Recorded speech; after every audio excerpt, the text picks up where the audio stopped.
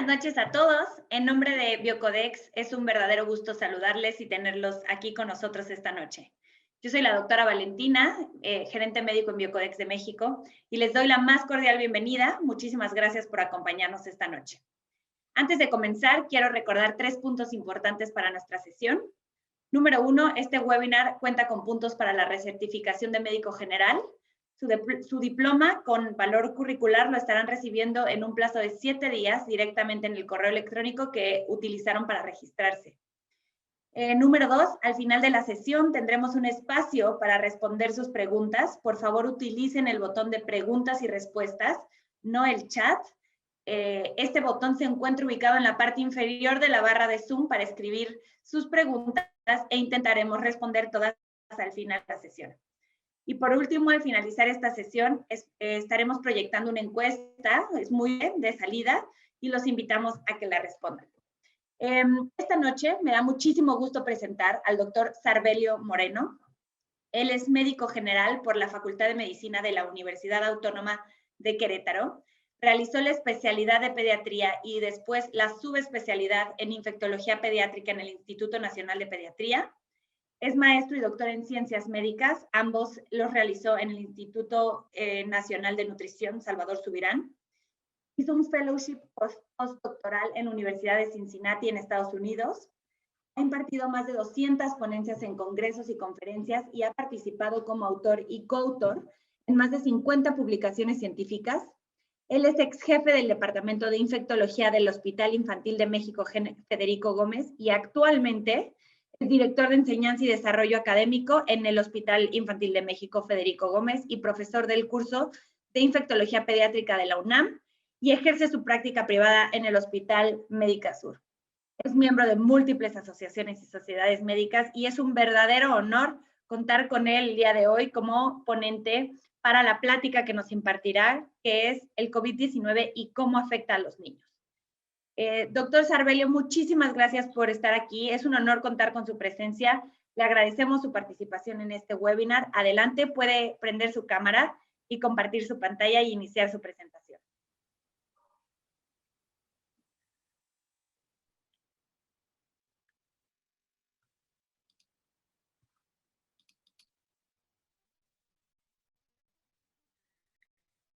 Hola, ¿qué tal? ¿Cómo están todos ustedes? Qué gusto estar aquí platicando. Muchas gracias a Biocodex por haberme invitado a compartir estos momentos con ustedes. El tema que vamos a ver hoy es pues, un tipo de reflexión. Ya llevamos más de un año con algunos meses de COVID, entonces nuestra óptica es muy diferente que la que teníamos al inicio de la pandemia. Había muchos conocimientos que estaban truncos, que no conocíamos, que no sabíamos del todo, y ahora hemos tratado de elucidar algunas cosas y ya nuestro conocimiento se ha ampliado, entonces ya no podemos hablar el mismo lenguaje y tenemos la obligación de estarnos actualizando a cada momento. Entonces vamos a hablar de cómo afecta esta enfermedad a los niños. Primero vamos a hacer un planteamiento del problema, que es el COVID. Vamos a hablar de algunas definiciones operacionales para saber de qué estábamos hablando. Ya vamos a entrar en sí, qué es el COVID-19, cómo lo vamos a atender en el consultorio, cuál es el tratamiento, diferencias entre el paciente pediátrico con el adulto. También tenemos que ver ahora a SARS-CoV-2 en el contexto de otros virus respiratorios. Vamos a diferenciarlo de estos otros virus respiratorios y vamos a ver cómo influyeron las medidas anti-COVID en otras infecciones respiratorias. Por último, vamos a hablar acerca de la inmunización contra COVID. Entonces, son muchos temas, vamos a tratar de tocar lo más importante, lo más novedoso y lo que va a ser de utilidad para nuestra práctica.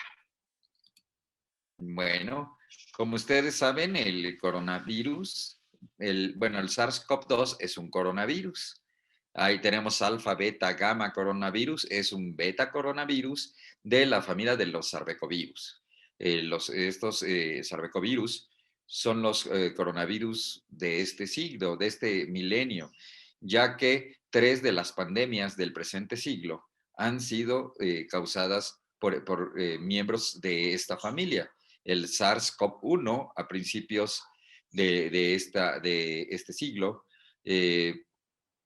Posteriormente, unos 10 años después, vino el MERS, el del Medio Oriente, y actualmente estamos viviendo SARS-CoV-2. Estos coronavirus son diferentes a los coronavirus 2 alfa y 2 beta, que habitualmente causan brotes invernales de infección respiratoria, que generalmente no va a pasar de un cuadro de catarro común, y estos, como SARS-CoV-2, como SARS-CoV-1 y como MERS, tienen un cuadro un poco diferente, sobre todo porque tienen mayor gravedad. Y sabemos que es producto de una zoonosis, donde por supuesto que participan los quirópteros. En SARS-CoV-1 participó la civeta de las palmeras, en MERS participó el camello dromedario, y no se sabe a ciencia cierta cuál es el huésped intermediario del quiróptero. Se habla del pangolín, se habla del perro mapache, pero lo que sí se ha visto es, por ser una zoonosis, transmite a humano, de humano se transmite a otros humanos, y hablando de medicina, pues se puede transmitir a los pacientes, se puede transmitir al resto del personal o del staff médico que trabaja en un hospital. También hay contactos comunitarios, o sea, el contacto es de lo más variado, pero nosotros como trabajadores de la salud tenemos que estar bien conscientes del potencial que tenemos nosotros de transmitir la enfermedad y la susceptibilidad a padecerla. Entonces, bajo este contexto, vamos a tratar de abordar la enfermedad. Como les había dicho, hay diferentes rutas de transmisión. La ruta de la zoonosis a partir de diferentes huéspedes intermediarios. Luego la podemos transmitir de humano a humano a partir de gotas pequeñas, de gotas mayores, de fluge, por contacto directo con superficies o de persona a persona, y con superficies hospitalarias, o sea, material hospitalario. Posteriormente vienen formas menos comunes, como exposición accidental en laboratorio, transfusión sanguínea, trasplante de órganos, y uno que está muy debatido, que si bien se ha visto en tejido placentario, en líquido amniótico, en leche materna, el coronavirus, pero no es del todo cierto o completamente demostrado esta transmisión perinatal. Lo que sí sabemos es que los niños recién nacidos en las primeras horas de vida pueden tener cuadros de neumonía grave e incluso de afección del sistema nervioso central, pero en estos casos no sabemos si fue una infección durante el parto, previa o posterior a esta. Algo que nos ayuda mucho a comprender esta enfermedad es a qué parte del cuerpo se une. Este virus se va a unir a los receptores de enzima convertidora de angiotensina 2, y los receptores de esta enzima se encuentran en múltiples sitios del cuerpo. Esto le da su carácter de multisistémica a esta enfermedad.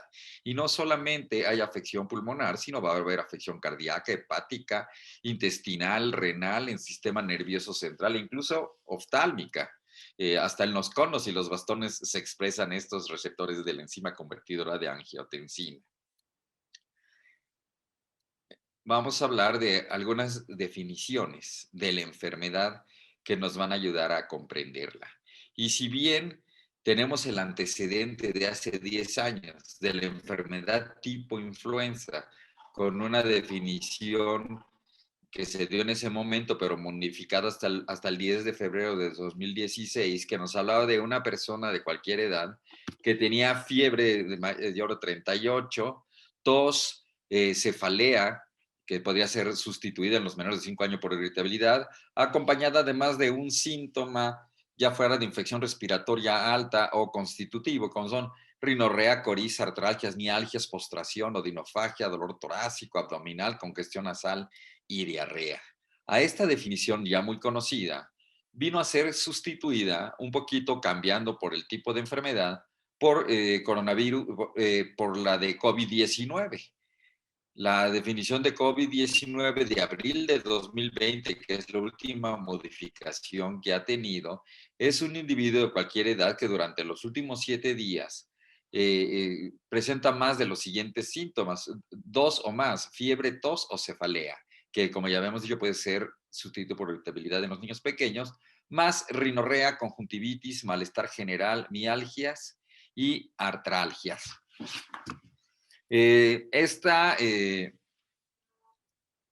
Si ustedes se acuerdan de la teoría de los conjuntos, la unión de dos cosas y la intersección era lo que tenían como un conjunto con otro conjunto.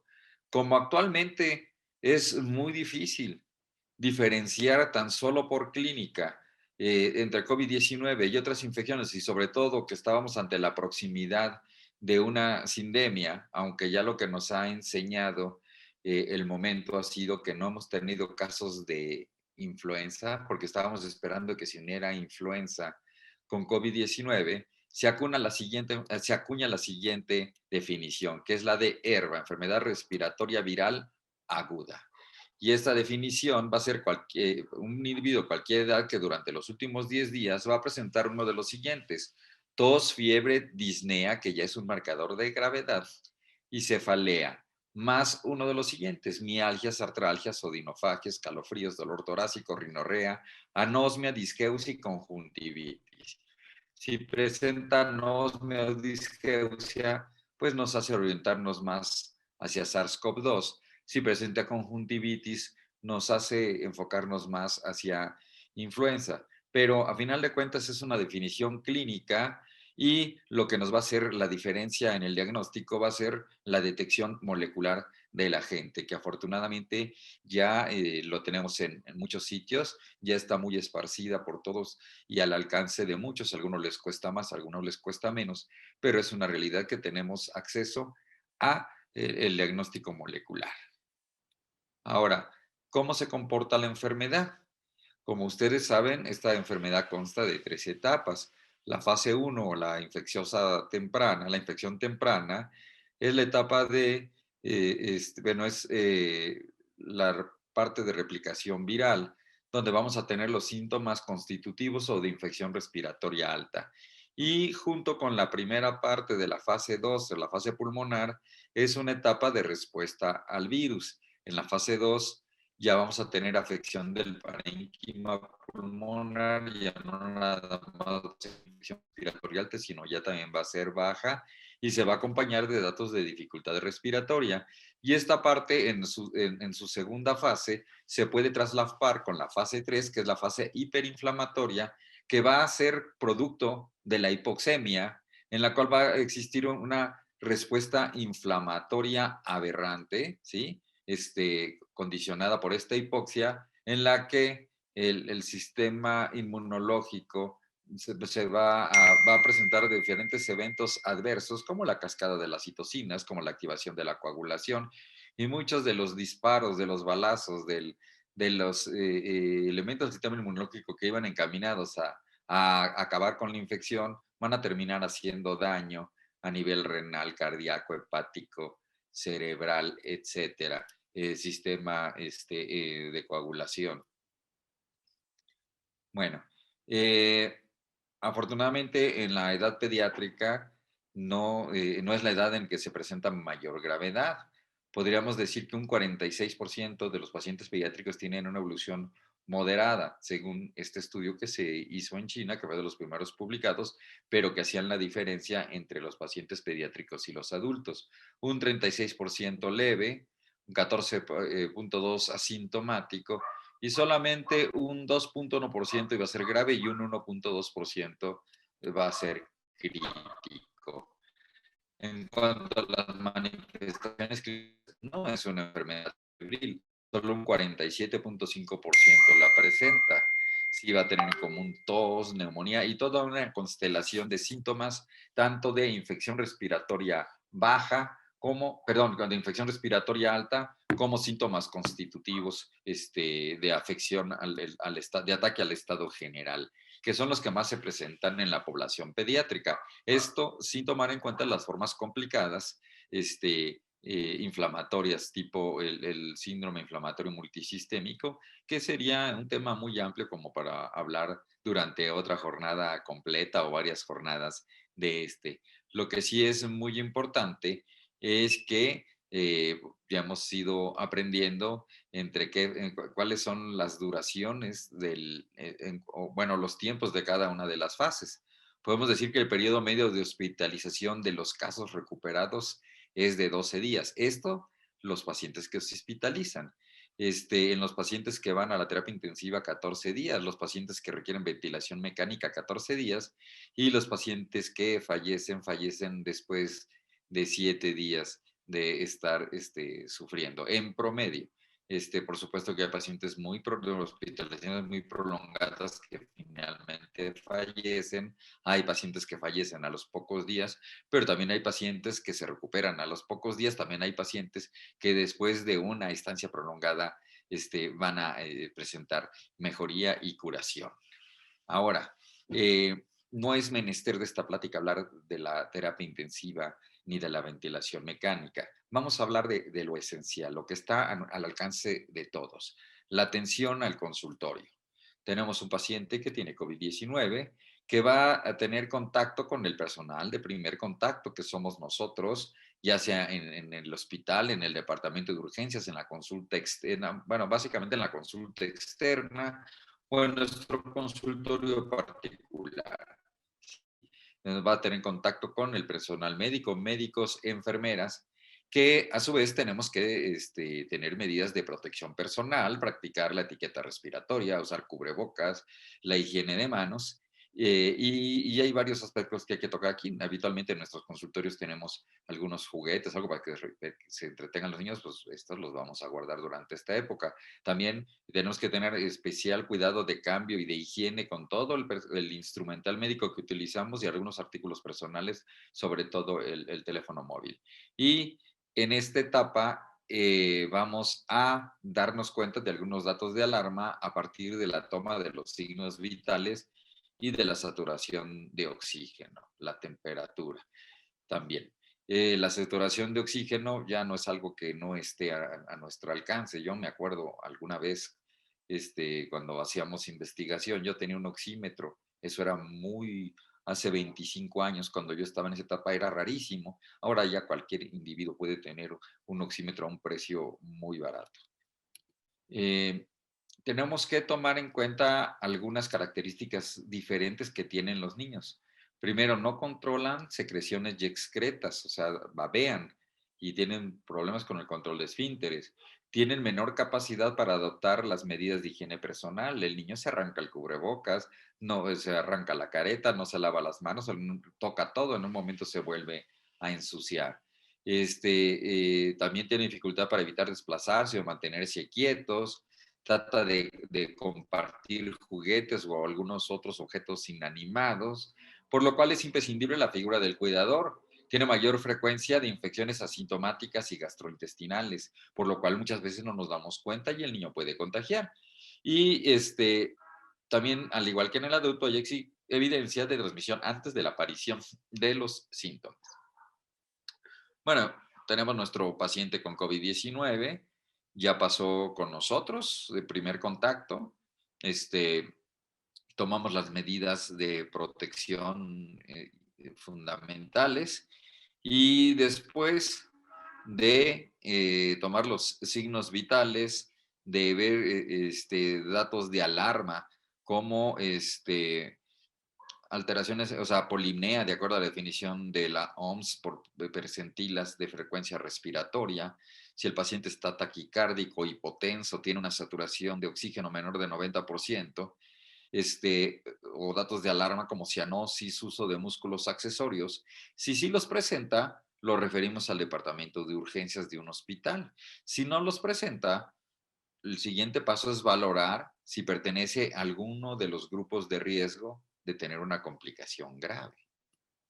¿Cuáles son los grupos? Pues los inmunodeprimidos, los que tienen inmunodeficiencias primarias, que recibieron trasplantes de células hematopoyéticas u órgano sólido, que están recibiendo quimioterapia, que tienen VIH con una carga viral detectable, o disminución de los niveles de CD4, pacientes cardiópatas con repercusión hemodinámica o que tienen un posoperatorio reciente, pacientes con patología respiratoria crónica, Si bien en los adultos hacen mucho énfasis en el EPOC, aquí el equivalente va a ser la displasia broncopulmonar, porque tenemos gran población de supervivientes. Acuérdense que ya muchos niños que antes morían de prematuros extremos ahora sobreviven gracias a las medidas de apoyo ventilatorio y la gran capacidad de los neonatólogos y de las áreas de neonatología, los pacientes asmáticos graves y otros, por ejemplo, la población que requiere diálisis peritoneal que cada vez va creciendo más, pacientes desnutridos, con errores congénitos del metabolismo, etcétera. Bueno, ya definimos nuestros grupos de alto riesgo. Entonces,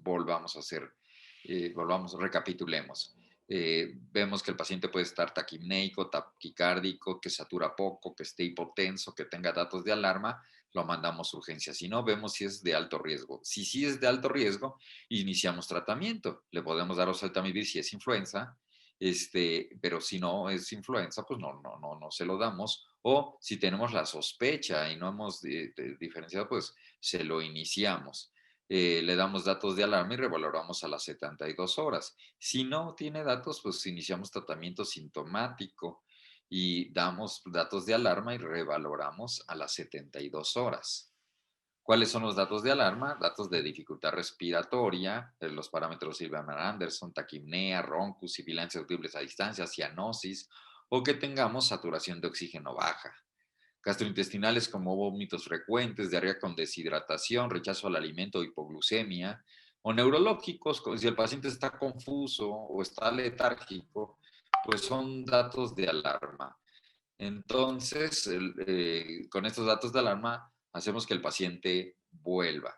Ok, revaluamos a las 72 horas. Si persiste o hay agravamientos de los datos, de los síntomas, lo mandamos otra vez a urgencias, ¿sí? O sea, si no lo habíamos mandado antes, ahora sí lo mandamos. Si no, damos recomendaciones generales, completamos el tratamiento sintomático y lo damos de alta. Si el paciente tiene COVID, pues nunca va a haber tomado oseltamivir, y el tratamiento va a ser sintomático. Algo que es muy importante para todo médico es estar enterado de cómo está la situación de COVID, de influenza a nivel nacional. Existen hojas, está el sistema de influenza, el CISBFLU, tenemos en televisión el reporte diario de cómo va el COVID, cómo va la pandemia, pero también lo podemos ver de la clínica Mayo, cómo están los casos en cada uno de los países, lo podemos ver del Sistema Nacional de Vigilancia Epidemiológica, o sea, fuentes no faltan, la que quieran, de acuerdo a sus gustos, a su ideología o lo que quieran, pero lo que sí no se permite, independientemente de su credo, preferencia política, religión, es estar desinformado del COVID, ¿sí? Entonces, tenemos que saber que el cuadro clínico va a depender del estadio de la enfermedad, del estado de salud previo, de las comorbilidades y de la situación epidemiológica, de cómo se encuentre, cómo esté el semáforo, que esa es una obligación de todos. Entonces, tenemos que entender bien esta patología, tenemos que ser maestros. ¿Para qué? Para combatir la infodemia y desinformación en la lucha contra el COVID-19. Entonces, tenemos que hablar de la vacuna bien, bueno, porque estamos convencidos de no dar datos falsos acerca de la trombosis, manejarlo tal como son las cosas. Tenemos que hablar de algunos tratamientos alternativos, no científicos, no aprobados. Es nuestra obligación no transmitir la información que dábamos en marzo y abril del año pasado. Nuestro conocimiento tiene que haber migrado y tenemos que hablar lo que actualmente se está utilizando. No se vale que los médicos sigamos usando antirretrovirales, que sigamos hablando de que tenemos que anticoagular a todos los pacientes, que digamos que no sé, que el ibuprofeno no se debe de usar, siendo que ese era un problema de junio, julio del año pasado. Entonces tenemos que estar bien informados y tenemos que dar información adecuada. Esto es algo muy importante que no lo tenemos que olvidar.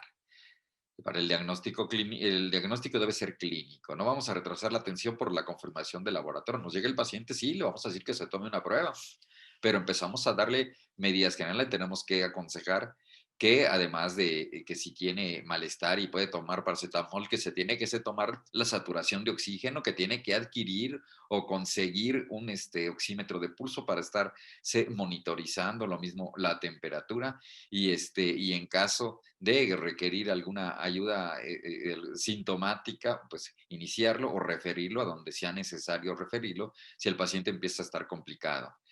Las pruebas de detección de antígeno tienen la ventaja que nos dan resultados en minuto y la desventaja de que solo son útiles cuando el paciente presenta un cuadro catarral franco. Si el paciente está asintomático o presenta un cuadro que no es respiratorio, vamos a tener falsos negativos si utilizamos las pruebas de antígeno.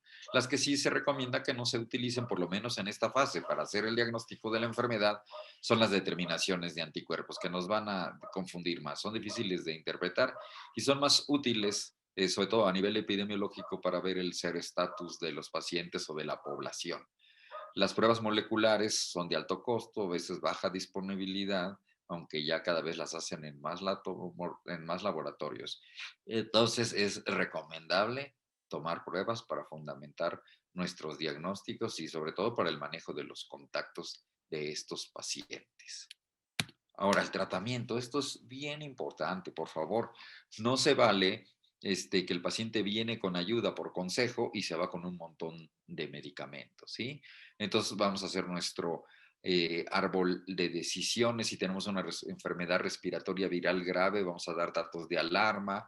Se va a manejar ambulatoriamente. Si el paciente presenta estos datos de urgencia o deterioro, vamos a dar sintomáticos sin antibiótico. Acuérdense que si el paciente ya tiene neumonía, la neumonía es por COVID, no es por una sobreinfección bacteriana, que puede ocurrir posteriormente cuando el paciente está grave. Si el paciente se hospitaliza, puede tener una infección asociada a los cuidados de la salud, pero no es lo más normal que debuten con una infección bacteriana acompañando al COVID, ¿sí? Entonces vamos a dar medidas preventivas no farmacológicas.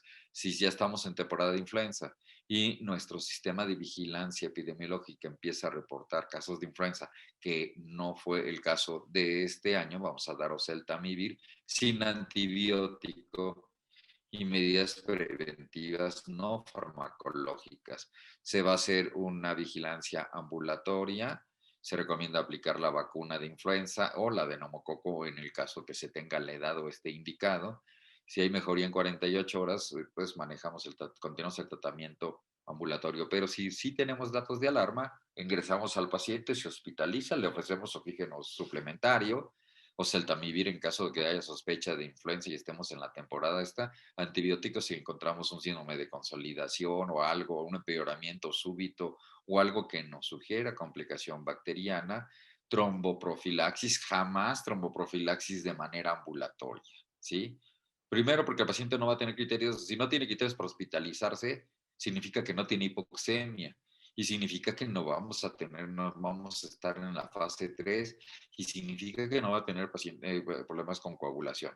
De todos modos, aunque no estuviera en esa fase y realmente tuviera algún dato que nos sugiriera que está el paciente presentando fenómenos trombóticos, pues se tiene que hospitalizar. No lo podemos manejar ambulatoriamente, ¿sí?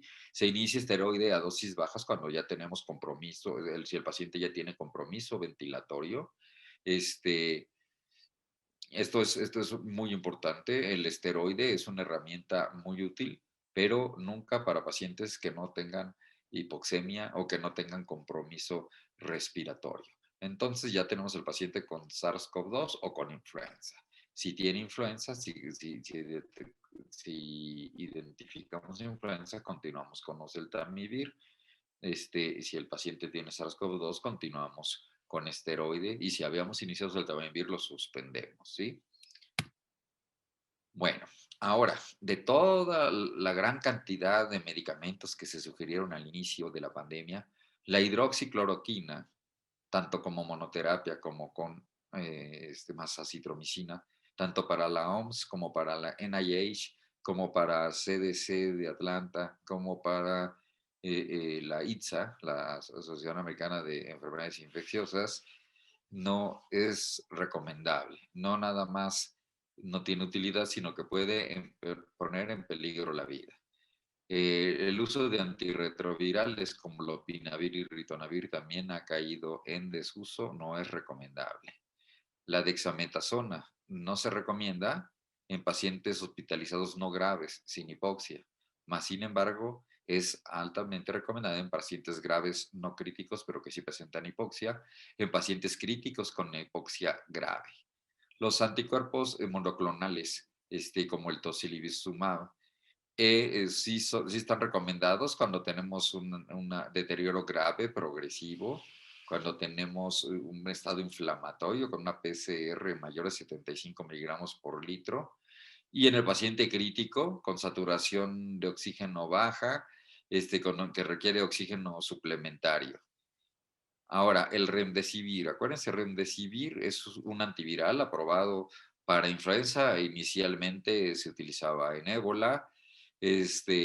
Su acción es pues modesta, pero lo podemos utilizar en los pacientes muy graves. Es recomendado en el paciente muy grave. 5 días en los pacientes que tienen oxígeno suplementario, pero sin ventilación mecánica o ECMO. 10 días en los pacientes con ventilación mecánica o ECMO, o que tengan oxígeno suplementario o que tengan una saturación de oxígeno baja. El suero convaleciente o la famotidina solamente está autorizado para ensayos clínicos, no es recomendable su uso general. Algunas otras combinaciones de anticuerpos monoclonales, el bamlanimab, está recomendado, más etesivab, sí está recomendado cuando hay riesgo de progresión a enfermedad. En enfermedad grave solo se recomienda ensayos clínicos controlados. Se cuestiona la utilidad o no se conoce la utilidad de 12 a 18 años. Y como monoterapia no está recomendado. Y la combinación casirivimab con indevimab, que son otros dos anticuerpos monoclonales, existen, bueno, sí está recomendada como sustituto en caso de que no se tenga bamlanimab con etesivir. Y algunos otros medicamentos, por ejemplo, en pacientes que están contraindicados los esteroides, el usar baricitinib más remdesivir está eh, recomendado. Se desconoce o es dudosa la recomendación en pacientes con ventilación mecánica.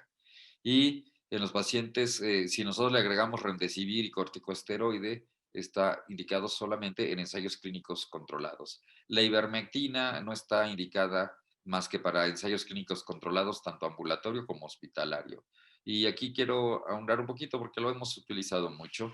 Hay desde las posturas iniciales en que se decía es una enfermedad grave, y si no tenemos evidencia como por ejemplo la que tenemos para la cloroquina, hidroxicloroquina, de que no sirve que incluso pone en peligro. Y tenemos datos de que tiene cierta actividad in vitro, aunque no conozcamos la dosis ni las concentraciones útiles. Es tan alto el costo de la enfermedad que empezamos a decir que sí la podíamos utilizar. La semana pasada salió un artículo de Lancet, del doctor buen amigo Eduardo y su papá Pío López, con otros investigadores de Colombia, con un tamaño de muestra suficiente donde no se aprecia diferencia con respecto a placebo. Y los otros estudios donde sí demuestran cierta acción son con una N muy pequeñita. Entonces, por el momento, si bien la Organización Mundial de la Salud y la NIH no dice, no lo refuta o no dice que no se use, tampoco alienta que se utilice. Si se puede, está bajo el criterio del tratante, pero por lo menos no lo prohíbe. Lo que sí recomienda es que sea propiedad, sobre todo, para su uso en ensayos clínicos, y no de uso general. Entonces, estas son las nuevas variantes en cuanto al tratamiento. Pero lo que sí les quiero decir es que es una enfermedad que a la larga lo que nos va a matar va a ser la dificultad respiratoria. Por eso quiero hacer esta analogía de SARS-CoV-2 con el rotavirus. SARS-CoV-2 nos va a causar dificultad respiratoria. Para la dificultad respiratoria, ¿qué es lo que hay que dar? Oxígeno. Rotavirus va a haber deshidratación oral. ¿Qué es lo que tenemos que dar? Antibióticos no, tenemos que dar rehidratación oral. Lo mismo para SARS-CoV-2. Tenemos que dar la citromicina, hidroxicloroquina, caletra, le tenemos que dar aspirina Protec, le tenemos que dar enoxaparina. No, necesitamos darle oxígeno. Entonces tenemos que garantizar, así como con una gastroenteritis, en el momento en que les empezamos a asegurar una hidratación adecuada, empezaron a dejarse de morir los niños. También el aportarle oxígeno a los pacientes con COVID es la base del tratamiento. Ya cuando nos vemos sobrepasados, ya cuando esto no fue suficiente, pues empieza el uso de esteroides y si el paciente ya se vuelve crítico, se complica, es cuando se empiezan a adicionar antivirales como el remdesivir o anticuerpos monoclonales, que su utilidad es muy poquita, que no van a servir tanto y nada va a suplir a un buen aporte de oxígeno, un buen manejo de la terapia intensiva, un buen manejo del ventilador, de manejo de las presiones, manejo eh, con vasopresores, con aminas, etcétera. ¿Qué diferencias tenemos del paciente pediátrico con el paciente adulto? Sabemos que en los niños un 5.9% de los casos son graves, en contraste con los adultos que hasta cerca del 20% pueden tener gravedad. ¿Qué hay a favor del niño? Número uno, el niño es el principal sujeto de las restricciones en cuanto a la circulación. O sea, los niños están en casa. Los niños no se gobiernan solitos, no se salen de su casa. Entonces, son el objeto principal de las medidas de distanciamiento social. Por otro lado, el niño está sujeto a infecciones por otros virus que van a hacer cierta competencia. No, está el rinovirus, está adenovirus, está sincicial respiratorio, parainfluenza, bocavirus, influenza, etcétera. Y también el niño tiene más antecedentes de algunas vacunas que refuerzan la inmunidad celular, como sería la BCG o la triple viral. Por otro lado, el adulto va a expresar en el epitelio respiratorio mayor cantidad de receptores para la ECA. También, no sé si alcanzan a ver, hay un monocito que tiene una cara de viejito. Eso lo que quise representar fue la inmunosenescencia, o sea, el envejecimiento del sistema inmunológico. Y por supuesto que está más sujeto a la contaminación ambiental, que también va a cooperar con el daño pulmonar, que nos va a dar un handicap en el paciente adulto. Si nosotros comparamos influenza y COVID en los niños, sabemos que influenza en los niños tiene, en el paciente escolar, es la mayor tasa de ataque, 30-50%. A diferencia de SARS-CoV-2, donde la tasa de ataque es pequeña, donde se ha visto, hay razones de momios de 0.23 versus los mayores de 60 años. El caso índice en menos del 5% en los diferentes estudios de clústeres es el niño. Casi siempre el niño se enferma porque sus papás están enfermos. El virus en influenza se existe en mayor cantidad y por periodos más prolongados. El niño se infecta al inicio de la temporada y el niño tiene un contacto social de alta intensidad. Este niño va a ir a la escuela, va a ir al centro comercial, va a ir con su mamá embarazada, su hermana embarazada, su primo con leucemia, su abuelito que está postrado, etcétera. Mientras que los niños con por COVID, por efectos del distanciamiento social, van a permanecer en casa. Van a tener menor sintomatología, menos carga viral y por supuesto que son los principales sujetos del distanciamiento social. Con respecto a esto de la carga viral, sí quiero acotar más que son los niños más pequeños, porque según este estudio de JAMA, los niños de 5 a 17 años pueden tener cargas virales similares a las de los adultos, más no los de menores de 5 años, ¿sí? En contraparte de esta hay este estudio suizo donde se ve una cohorte grande de niños, perdón, de individuos de todas las edades y donde se hacen mediciones de la carga viral y vemos cómo es mínima de los 0 a 9 años, aumenta 10 a 19 años, pero es mucho menor que la población de 20 a 29 años y vemos cómo disminuye un poco la carga viral en el paciente con mayor edad, ¿sí?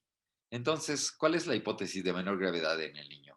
Primero, sabemos que es menos grave con los adultos, generalmente asintomática, y que son susceptibles tanto el niño de un día hasta el niño de 18 años, ¿sí? Que ya es casi un adulto.